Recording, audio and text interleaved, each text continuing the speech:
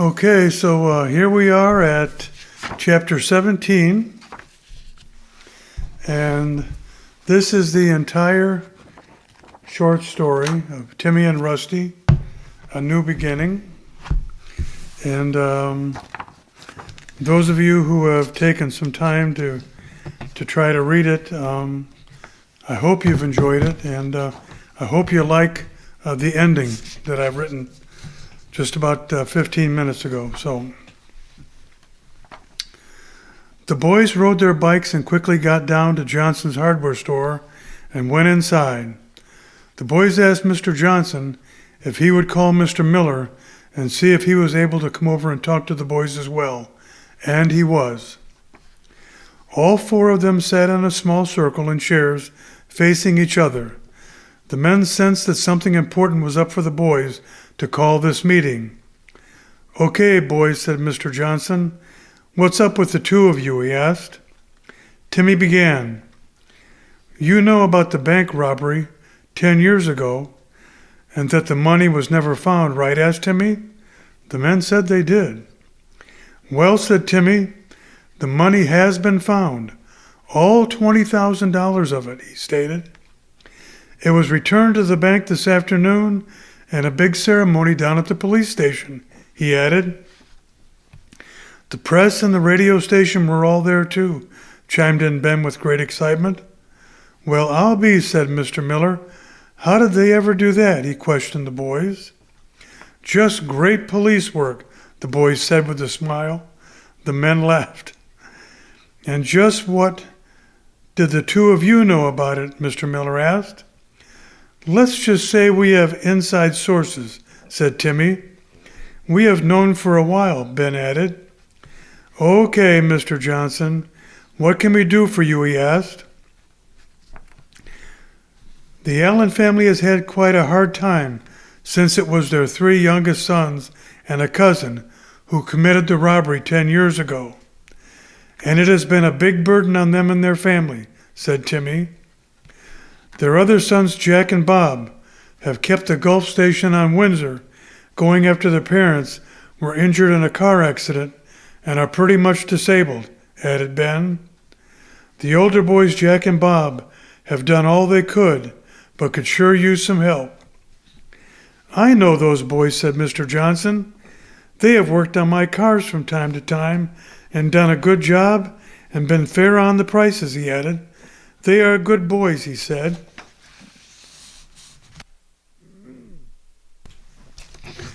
"Well," began Timmy, "what we would like to do is to help them with some things out at their farm. Get rid of all the old farm equipment and get some money for it for scrap. The folks need a new washer and dryer, as the broken ones are sitting on the front porch. They could use a new TV and an antenna up on the roof, as they can only get 2 or 3 channels now. The mom is in a wheelchair and the father is on oxygen, but can get around some with his walker. They also could use a new refrigerator or a good used one. Once the yard is cleared out of all the debris, it will need a huge amount of grass cutting to clear the entire yard.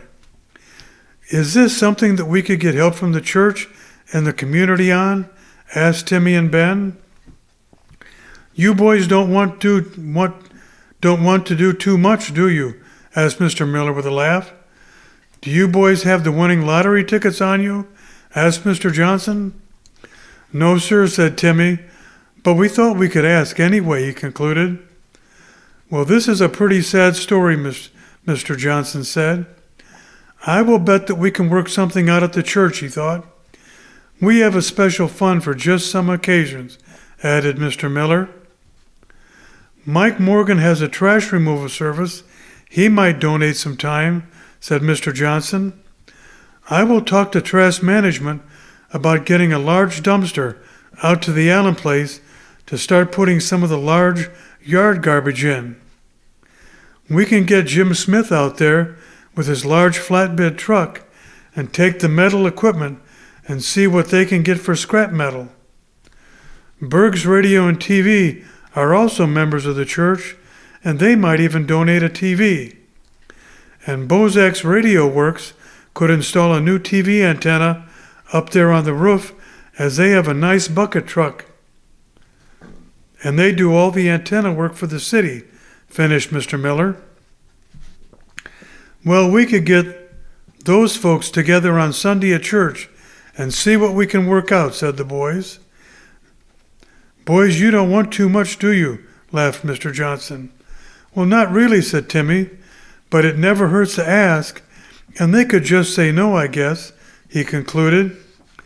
I don't think that will happen, said Mr. Miller.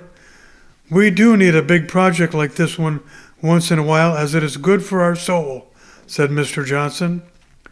Okay, you boys go have some ice cream next door on me, and let us get to work, said Mr. Miller. The boys were off and enjoyed a nice treat. Sunday came and the men all met, and Timmy and Ben were all invited to the meeting along with their parents. Every person that could play a part in this superb gesture said they would, and the boys were so pleased that this was all coming together.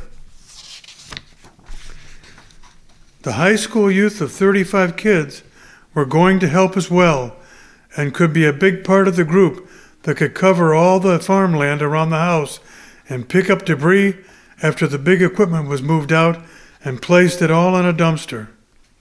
Some of their parents had pressure painters and offered to buy 5-gallon paint buckets of red paint and repaint the entire barn for the Allens. Parents, when they could, also chipped in some time and money for some other supplies. Bozak said once the antenna was installed up on the house roof, they could use the bucket truck to reach the highest parts of the barn to make painting easier. That was a huge help. Berg's Radio and TV did donate a new 25-inch RCA color TV to the family so they could have some entertainment in the house. It was one of those wide models that had a stereo and a record player built in. Timmy and Ben loved that. The old appliances were moved out and new ones were installed in the kitchen and in the mudroom off the back of the house, and new plumbing and electrical was run out there as well. All of this was almost like a dream come true for the Allens, and all it took was for 2 10-year-old boys to care enough to ask, and the right people with good hearts to help out a family in need. The newspaper did a story about all that the First Baptist Church had done and mentioned all the businesses that made it all possible. Within 2 weeks it was all finished, and the Allens' parents were beside themselves to think that anyone would care after what their younger boys had done. Timmy, Rusty, and Ben often would go fishing with Jack and Bob and learn how to fish the right way without the rubber worms. Jack had even bought the boys real fishing poles with Shakespeare reels, and they learned how to cast far and fast. The boys even bought small tackle boxes to keep their small gear in, bobbers, lures, weights, and different types of flies and hooks.